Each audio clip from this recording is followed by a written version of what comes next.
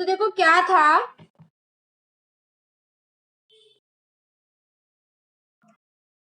कि कुछ जो लोग थे, हम लोग इसका प्रीवियस जो मैंने आपको वीडियो शेयर किया था उसमें आपने सभी ने पढ़ लिया होगा कि कैसे ट्राइबल लाइफ को अफेक्ट मतलब कैसे जो ट्राइब्स थे वो कैसे उनका वर्क करते थे, है ना। उसके बाद में हम लोगों ने पढ़ा, अब उसके बाद में हमको पढ़ना था शायद यहाँ से सम टू सेटल कल्टीवेशन। ये भी मेरा हो चुका था। इसके अंदर मैंने आप लोगों को ये बताया था कि जो कुछ लोग थे उन लोगों ने क्या करना स्टार्ट किया, कल्टीवेशन में हाथ मतलब कल्टीवेशन में उन्होंने ट्राई किया। ट्राई करने का मतलब ये था कि उन लोगों ने, जैसे कुछ लोग क्या कर रहे थे, डेयरी फार्मिंग कर रहे थे, मतलब गाय चराना, भैंस चराना, बकरी चराना, है ना, ये सब चीजें। कुछ मछली पाल रहे हैं, कुछ मतलब ये पालतू जानवरों वाला काम, मतलब ये जो रियरिंग होता है, एनिमल रियरिंग करने वाला काम कौन कर रहा था, एक एक ग्रुप कर रहा था। दूसरे ग्रुप ने क्या किया, एग्रीकल्चर में हाथ डाला।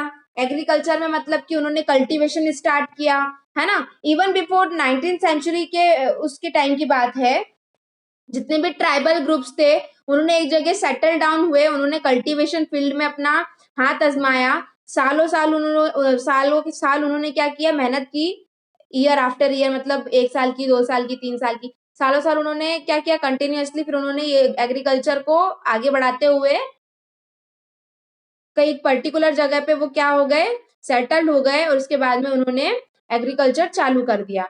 ये इतना था। नीचे लिखा है how did colonial rule affected tribal lifes. अब जो कॉलोनियल रूल जो था वो कैसे ट्राइबल लाइफ्स को अफेक्ट कर रहा था वो देखना है ना। जब what happened to tribal chefs before the arrival of British? In many areas the tribal chefs were important people. They enjoyed a certain amount of economic power and had the right to administrator and control their territories. In some places they had their own police and decide on the local rulers of the land and forest management.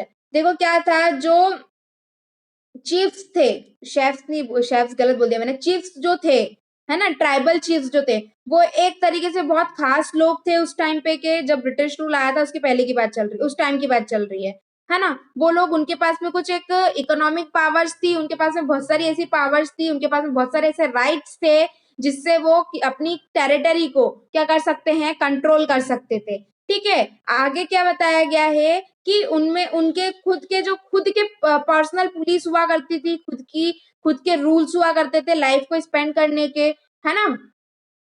Under British rule the functions and the powers of tribal chiefs change considerably.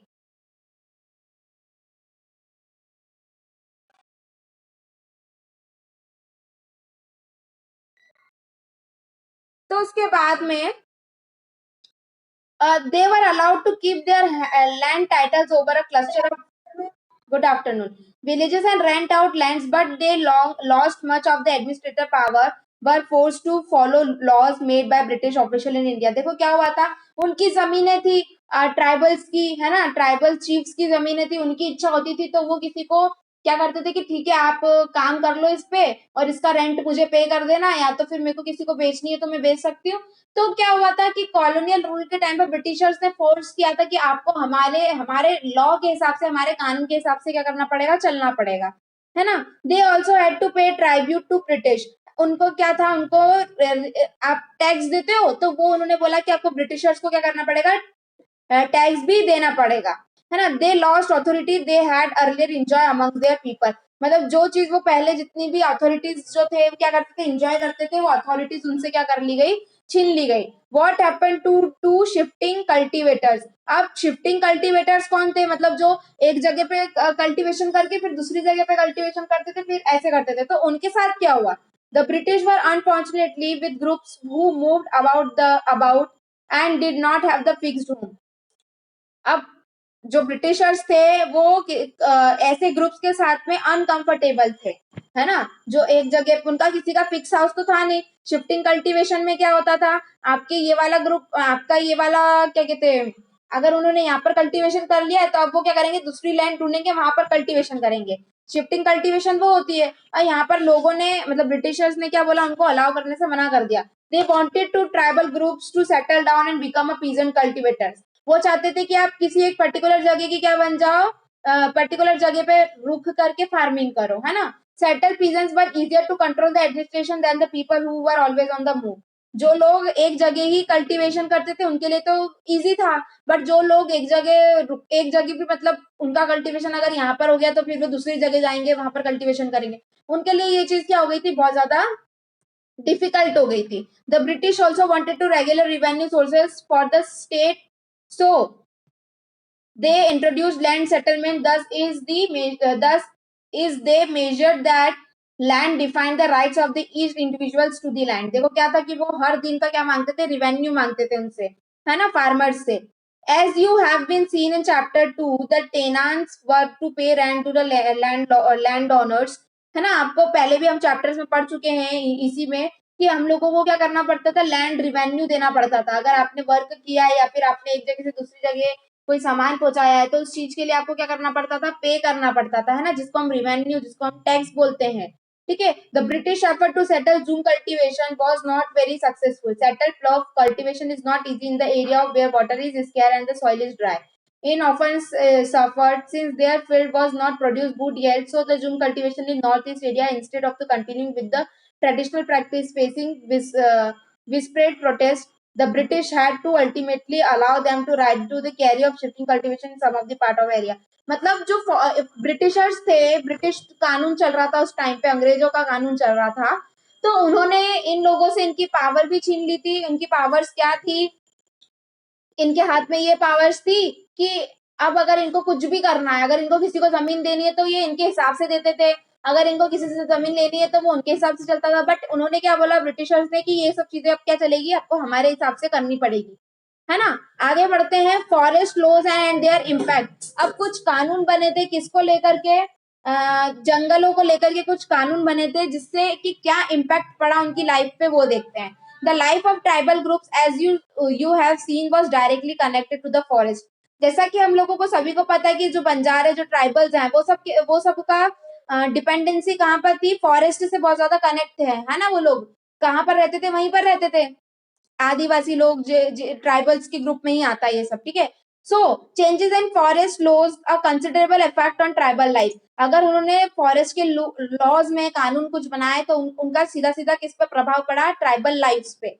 The British extend their control over the all of the forest. मतलब उनका जमीनों पे जो forest से अलग जो land थी उस पे तो ब्रिटिशर्स ने अपनी हुकूमत चलाई थी, पर उसके अलावा उन्होंने क्या किया, फॉरेस्ट में भी अपना हक बता दिया था.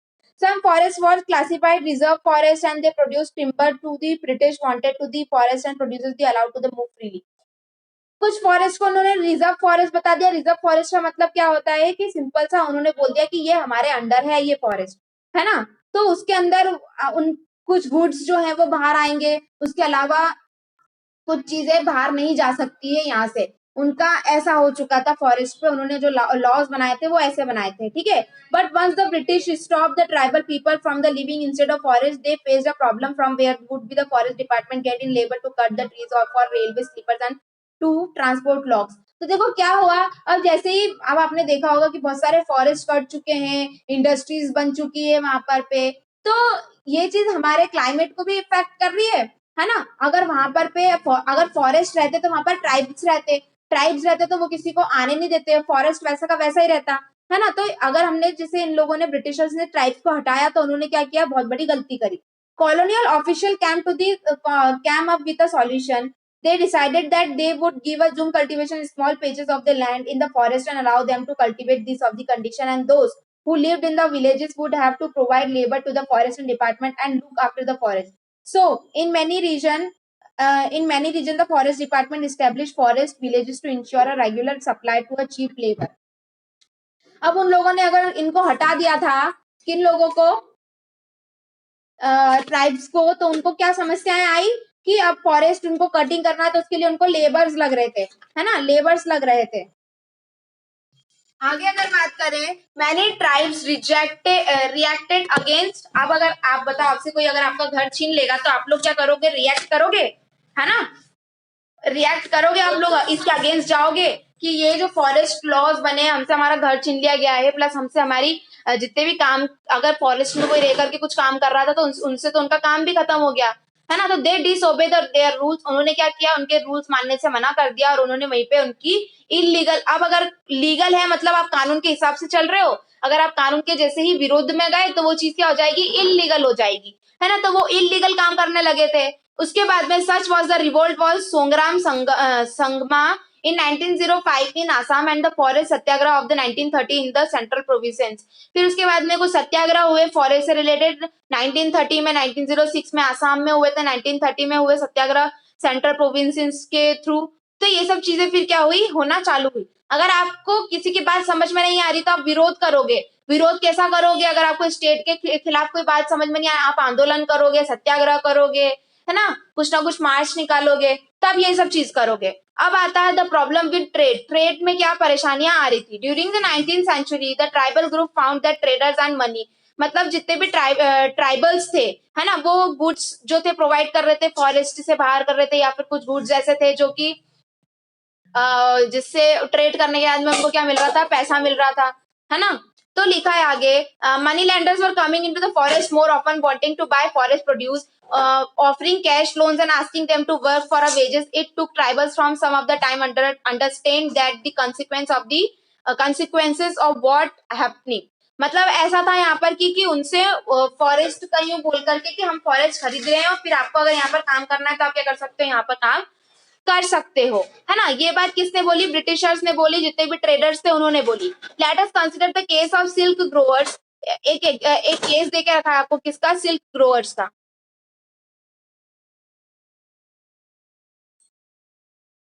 इन the 18th century India silk was in demand in Europe markets. क्या था कि इंडिया का जो सिल्क था, है ना, वो कहाँ पर डिमांड में था, यूरोपियन मार्केट्स में। The fine quality of Indian silk was highly valued and export from the India increase rapidly. क्या हो रहा था, उसका एक्सपोर्ट जो यहाँ से हो रहा था वो क्या हो रहा था, काफी पैसों में हो रहा था, है ना, काफी उसकी क्वालिटी भी काफी थी और उसकी वैल्यू भी काफी थी। तो एज द मार्केट एक्सपांडेड, जैसे जैसे मार्केट एक्सपांड हुआ, बढ़ा, East India company official try to encourage silk production to meet the growing demand. अब कैमरा ऑन करो सब। आदित्य वर्मा, प्रियांशी।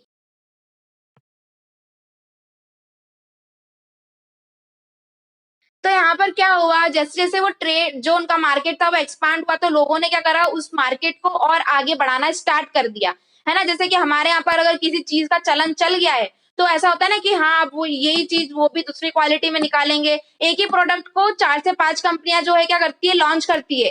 क्यों करती है, क्योंकि हो सकता है फिर हम उन 5 कंपनियों में से किसी एक कंपनी का क्या करें, किसी एक कंपनी को हम लोग क्या ले, यूज में ले, है ना, उसका प्रोडक्ट हम खरीदें। फिर यहाँ पर लिखा है हजीरबाग इन प्रेजेंट डे झारखंड। हजीरबाग जो है आज झारखंड में है आज के समय पे। Was an area where the Santhals reared cocoons. Cocoon समझते हो क्या होता है?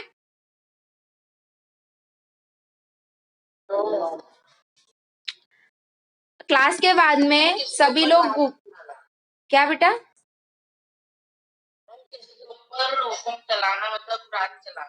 कुकुन्स बोला है मैंने।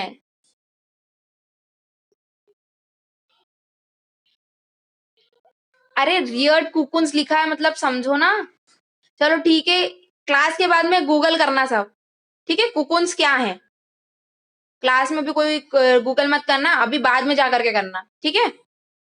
The traders dealing in the silk sent in their agent and who gave the loans to the tribal people and collected the cocoons. The growing were paid in rupees 3, rupees 4 for 1,000 cocoons. These were then exported to Burdavan or Gaya where they were sold at 5 times in the price. देखो क्या था, कोई भी चीज यहाँ से वो लेकर के क्या करते थे, बहुत ज्यादा हाई अमाउंट में क्या करते थे, बेचते थे। जिससे फायदा किसको हो रहा है, ट्रेडर्स को हो रहा है ना। वो यहाँ से उन्होंने हमसे 1 या 2 रुपए में थाउजेंड्स ऑफ कुकुन्स ले लिए और वही चीज वो ऐसा था। सिल्क समझते हो, सिल्क क्या है? Did you know what is silk? Silk है ना, सिल्क वर्म सुने हैं सभी ने? That's your cocoons, okay.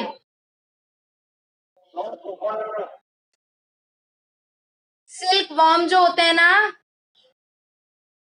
उसी को कोकुन्स बोला जाता है। ठीक है, आया समझ में सभी को?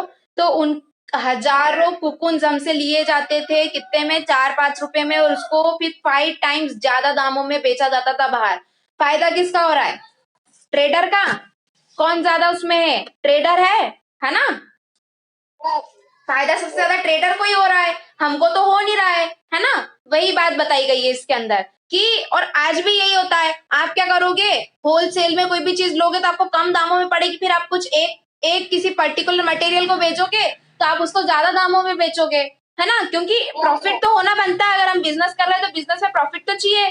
तो वही बात बताई गई है इसके अंदर। आगे लिखा है द सर्च फॉर वर्क। पर ये कितनी नाइंसाफी हुआ करती थी ना उन लोगों के साथ में या किसी के भी साथ में, कि आप उनसे, जैसे फार्मिंग की बात करें हम लोग, है ना, तो फार्मिंग में भी क्या होता है कि लोगों से, फार्मर्स से कम दामों में अनाज जो है, ग्रेन्स जो है लिया जाता है, उसको वहीं पर पे ज्यादा ज्यादा दामों में क्या किया जाता है, सोल्ड किया जाता है, बेचा जाता है ना? आगे लिखा है द सर्च फॉर वर्क। अब अगर तुमने ट्राइबल्स से उनकी जमीनें ले ली, सब कुछ ले लिया, तो अब वो क्या करेंगे, किसी वर्क के लिए जाएंगे, कुछ काम ढूंढेंगे, है ना? कोई क्या कर रहा है, कोई गड्ढे साफ कर रहा है, कोई झाड़ू लगा रहा है, कोई इंडस्ट्री में काम कर रहा है, कोई माइंस में काम कर रहा है। तो उन्होंने उनके वेजेस के लिए क्या करा, काम करते थे और उनको उसके लिए क्या मिलते थे, पैसे मिलते थे, है ना? तो क्यों काम करना चालू किया? क्योंकि अब खाना खाना है, पेट भरना है, तो पैसों की तो जरूरत है ही सही। पैसे, ऐसा ऐसा ऐसा सॉरी, अच्छा ऐसा हो सकता है क्या कि अगर आपको कुछ खाना पीना है या आपको आपका पेट भरना है तो आप बिना पैसे के कर सकते हो, या कोई भी चीजें करनी है वो बिना पैसे के कर सकते हो? नहीं होता ऐसा। हमको अगर आप कुछ चीज चाहिए या कुछ करना है तो हमको क्या अच्छा लगेगा, पैसा। पैसे के लिए हमको क्या करना पड़ेगी, जॉब्स। तो वो ट्राइबल्स ने भी क्या किया, फिर जॉब करना स्टार्ट कर दी, है ना? जैसे आप एक पिक्चर में देख रहे होंगे कि या तो वो कल्टीवेशन में लगे हुए हैं किसी के एज अ लेबरर, या तो फिर वो सड़क बनाने के उसमें, माइंस के उसमें जा रहे हैं, किसी और चीज में जा रहे हैं। तो उन्होंने क्या किया, फिर ऐसे वर्क करना स्टार्ट कर दिया। अब आते हैं अब क्लोजर लूप, एक थोड़ा सा और नजदीकी से अगर देखें हम लोग तो क्या बताया गया है, through the 19th and 12th century, sorry हाँ, 19th and 12th century tribal group in the different part country rebelled against the changes in laws. है ना? क्या हुआ था, सबसे ज्यादा अफेक्ट किसकी लाइफ पे पड़ा था, किसके लाइफ पे पड़ा था, ट्राइबल्स की, है ना? उनसे फॉरेस्ट छीन लिया गया, है ना? बहुत सारी चीजें उनके साथ में हो गई। तो अब वो लोगों की लाइफ पे कितना चेंज हो गया होगा, काफी चेंज आया होगा। तो उन्होंने क्या किया, लॉज के खिलाफ में क्या किया,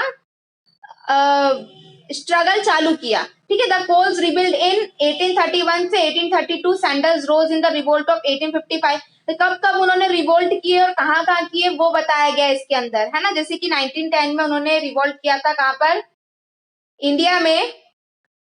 और वारली रिवॉल्ट हुआ था महाराष्ट्र के अंदर 1940 में। The movement of Birsa led was one of such movement. Birsa movement एक था जिसके बारे में हमको इसमें बताया गया, डिटेल स्टडी करवाई गई है, उसके बारे में पढ़ते हैं। Birsa was born in mid 1970s। Birsa कौन थे, एक व्यक्ति का नाम है जिन्होंने 1870 में उनका बर्थ हुआ। The son of a poor father, ये क्या थे, गरीब पिता के पुत्र थे। He grew around of the forest and Bonda. देखो उन्होंने उनका जो क्या कहते हैं, उन्होंने उनकी जो जर्नी जो स्टार्ट हुई थी वो फॉरेस्ट से ही स्टार्ट हुई थी, है ना? ग्राजिंग शीप, शीप को चराना, मतलब बकरियां चराना, बांसुरी बजाना, डांस करना, ये सब चीजें वो करते थे। Forced by poverty his father had to move from place to place looking for work. अब क्योंकि वो गरीब थे तो वो क्या करते थे, एक जगह से दूसरी जगह उनके पापा काम की तलाश में जाया करते थे। As an adolescent Birsa hear tales of the Munda uprising of the past and saw the Siddharth leader of the community urging the people of revolt। देखो क्या हुआ, बिरसा ने क्या सुना कि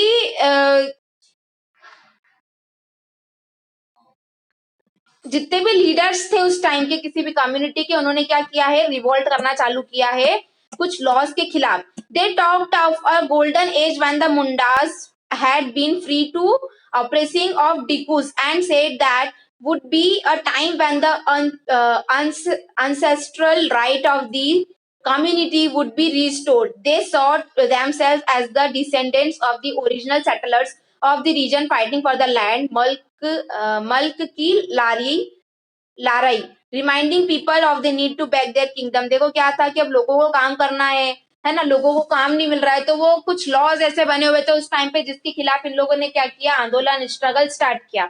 Birsa went to a local missionary school and listen on the sermons of missionaries. तो जो बिरसा थे वो स्कूल, लोकल स्कूल्स जाते थे, उन्होंने वहां पर बहुत सारी चीजें सुनी। There to hear it said that it was possible for the Mundas to again the kingdom of heaven and they again and regain their lost rights। मतलब उस उन्होंने क्या सुना कि बहुत आसानी से मुंडास जो है ना, मुंडास जो है बहुत आसानी से एक इनको बोल सकते हैं कि एक कम्युनिटी थी मुंडास, तो वो बहुत आसानी से क्या कर सकते हैं, रिवील कर सकते हैं जितने भी ये लोगों ने जितने उनके राइट्स उनसे छीन लिए हैं, वो वापस उनके राइट्स जो है वो ले सकते हैं। This would be possible if they become good Christians and gave up there bad practices.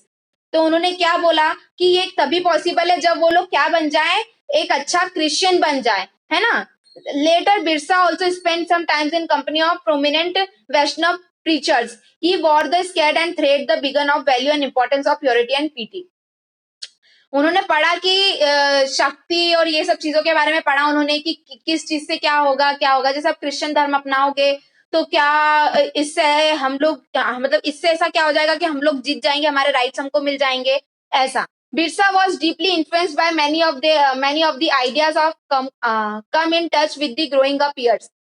Birsa जो थे वो बहुत सारे उनके पास में एक आइडियाज आया। अब अगर आप हो, आप अगर आपकी ग्रोइंग एज में हो, है ना, अब आप धीरे धीरे बढ़ रहे हो, 9th में आए, 8th में आए, 10th में जाओगे, 11th में जाओगे, 12th में जाओगे, तो आप लोगों को बहुत सारी चीजें इन्फ्लुएंस करेगी, है ना। हम एक एग्जांपल ले तो आपको हो सकता है कि मैथ्स जो है वो 8th क्लास में अच्छा लगता है, पर 9th क्लास में आपको सोशल अच्छा लगने लग जाए, 10th क्लास में हो सकता है आपको साइंस अच्छा लगने लग जाए, 11th क्लास में हो सकता है आपको आपस मैथ्स अच्छा लगने लग जाए, है ना। तो जब वो आगे बढ़ रहे थे तो उनको बहुत सारे आइडियाज जो है, बहुत सारी चीजें जो है वो बहुत अच्छी लगने लगी। His movement was aimed at reforming tribal society. उनका अब एक मूवमेंट चलने लगा किसके लिए, ट्राइबल सोसाइटीज के लिए। He urged the Mundas to give up the drinking liquor, clean their village and stop believing in witchcraft and sorcerers। उन्होंने क्या किया, जितने भी मुंडास थे उन लोगों को बोला कि हमको हमारे जो विलेज है उसको क्या करना पड़ेगा, साफ करना पड़ेगा, है ना। साफ इन द सेंस जो भी बुराइयां हैं हमारे विलेज की सबको हटाना पड़ेगा। But we must remember that the Birsa also turn against the missionaries and Hindu landlord. He saw that the outside forces that running from the Mundas way of life। उन पर वो क्या थे, हिंदू लैंडलॉर्ड्स और क्रिश्चियन के क्या थे, खिलाफ हो चुके थे, क्योंकि उनको ऐसा लगता था कि ये सब क्या करते हैं, मुंदास को फोर्स करते हैं उनकी लाइफ को अलग तरीके से जीने के लिए। ठीक है। इन 1895 Birsa urged his followers to recover their glorious past। He talked the golden age in the past, a satya yug, the age of truth, when Mundas lived a good life, constructed embankments, tapped natural springs, planted trees and urged practices cultivations to earn their living। They did not kill their brethren and relatives their life. देखो क्या था कि जो बिरसा के time पे फिर एक time ऐसा आया जिसको सतयुग बोला गया। सतयुग मतलब क्या होता है, जहां पर सिर्फ और सिर्फ सत्य का राज हो, कोई भी वहां पर झूठ नहीं बोलता हो, है ना। तो उन्होंने वहां पर अपने विलेज में अपने टाइम पे उन्होंने ये सब चीजें क्या करी, लाने की कोशिश की। What worried British official most was the political aim to Birsa movement, for it wanted to drive up the missionary, moneylenders, Hindu landlords, and the government and set up the Munda Raj with Birsa at its head।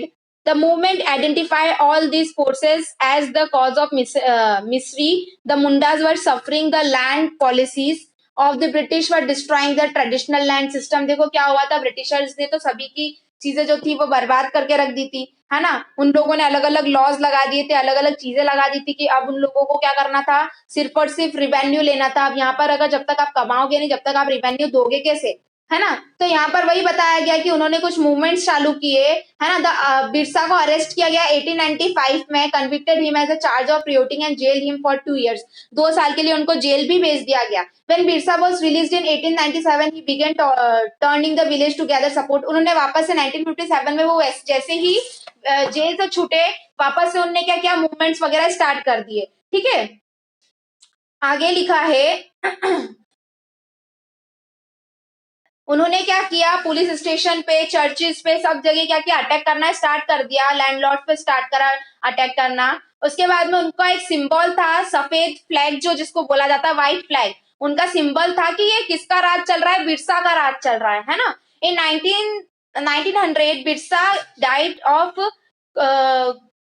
क्लोरिया and movement faded out. क्या हुआ, बिरसा की death हो गई 1900 में, और ये movement वहीं पर रुक गया। However, the movement was significant in at least two ways. First, it forced the colonial government to introduce laws so that the land of the tribal could not be easily taken for the Dikus. Second, it showed once again that the tribal people had the capacity to protest against the injustice and express their anger against colonial rule.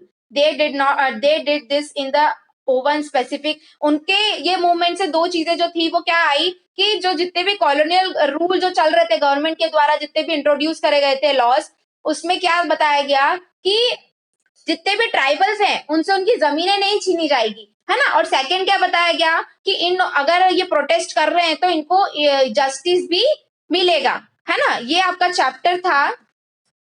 I hope आप लोगों को समझ में आया हो।